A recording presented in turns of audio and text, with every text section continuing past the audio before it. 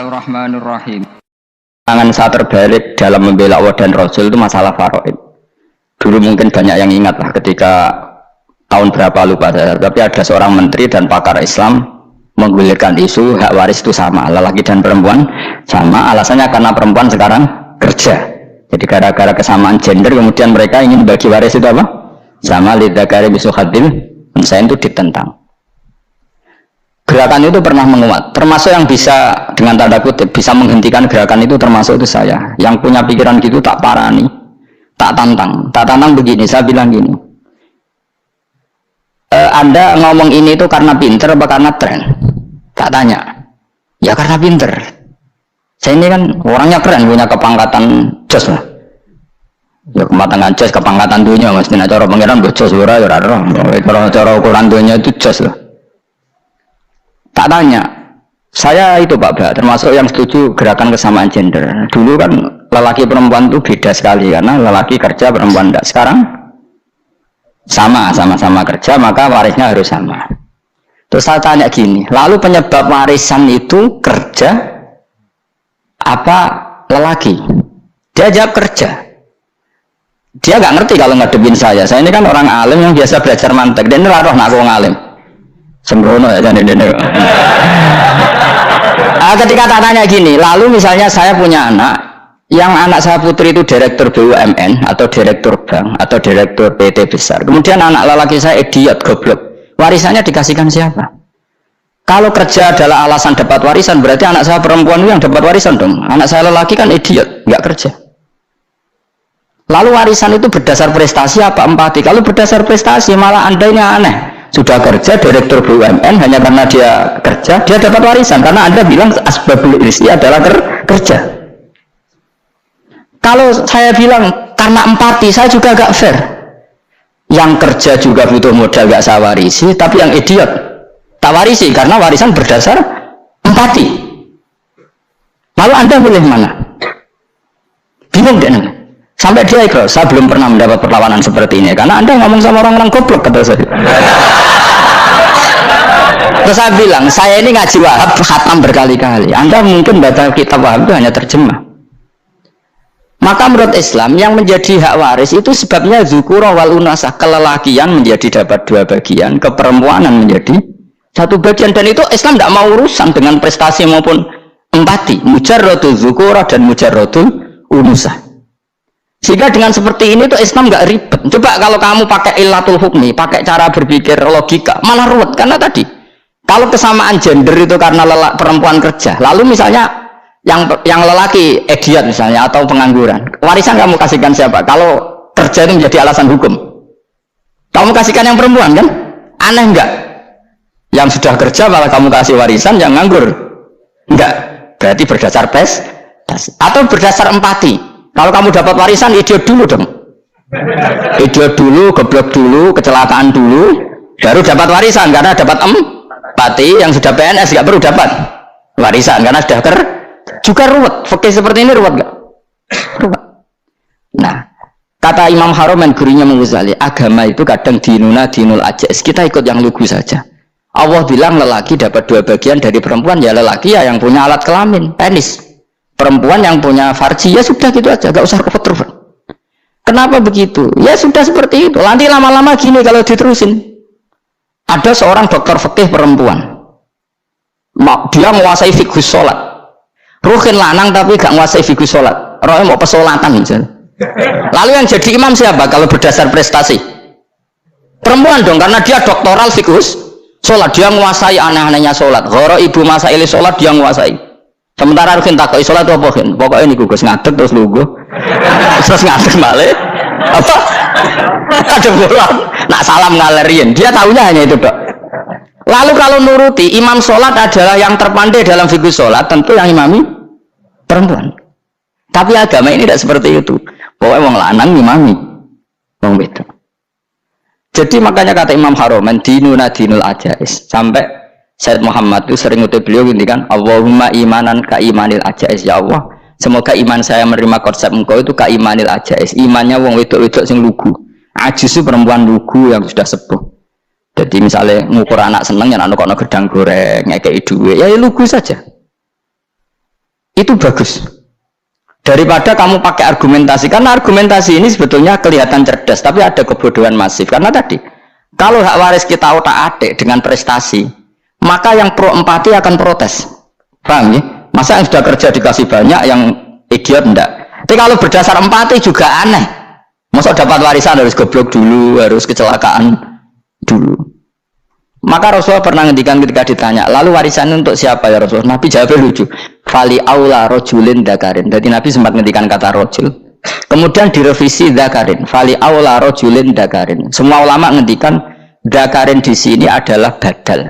Nabi ngendikan rojulin. Kemudian Nabi ingat kalau rojul itu identik dengan lelaki dewasa. Apa?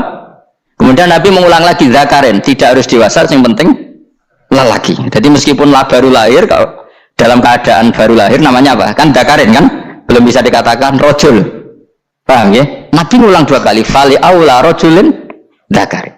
Ini penting saya utarakan supaya clear. Jadi agama itu gak usah diotak-atik.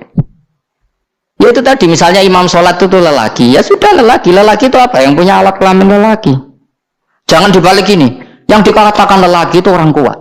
Sehingga meskipun perempuan kalau kuat, misalnya perempuan anggota poluan, lelakinya cemen, idiot, maka imamnya perempuan gitu. Karena makna lelaki adalah kuat. Ini keruwetan. Jadi agama itu tidak seperti itu. Nah sekarang kembali ke pilihan.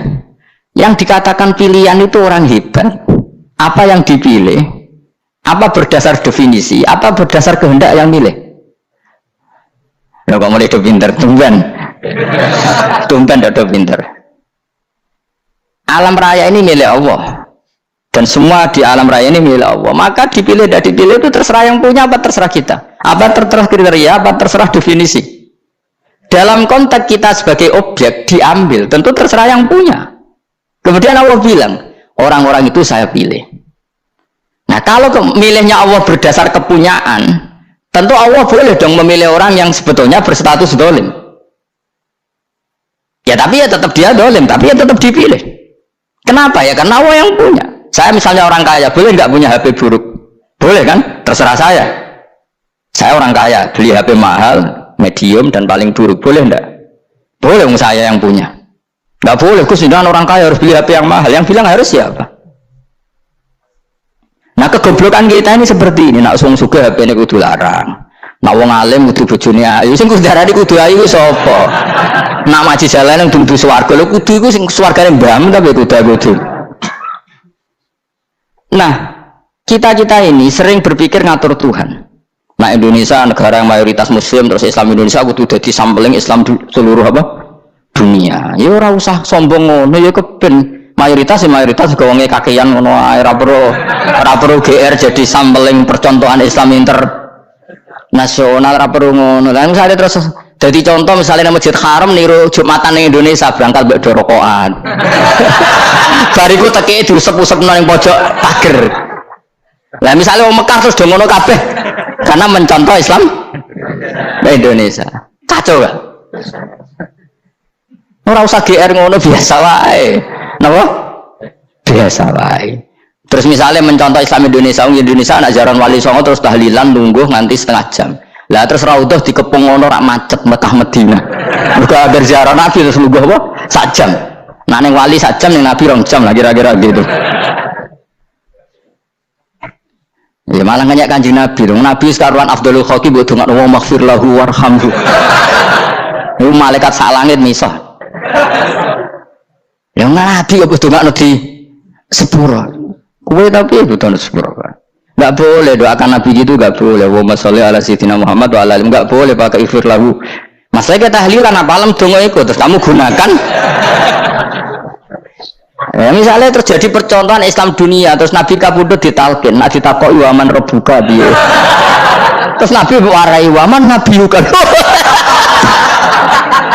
Mesti Nabi yo pro, lah aku Nabi coba takut. Jadi kita ini sering kumo luhur karena kita mayoritas terus jadi percontohan orang usah ngono. Paham ya napa? Ndak usah ngono, mayoritas saya, tapi ora usah GR jadi apa?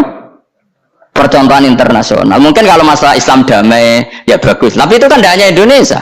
Di mana-mana yang Islam damai juga banyak, dan yang tukaran juga banyak. Toh yang tukaran nggak pernah maklumatkan diri ini percontohan ya, ya biasa saja. Saya ulang lagi ya. Maka menurut saya nggak akan benar pendapat Khawarij atau pendapat Islam yang keras bahwa orang dosa besar itu keluar dari Islam. Karena ketika Allah mengatakan kemudian aku pilihkan kitab ini tak kasihkan orang-orang yang saya pilih, itu diantara yang pertama adalah meskipun mereka sebagian tetap zalim.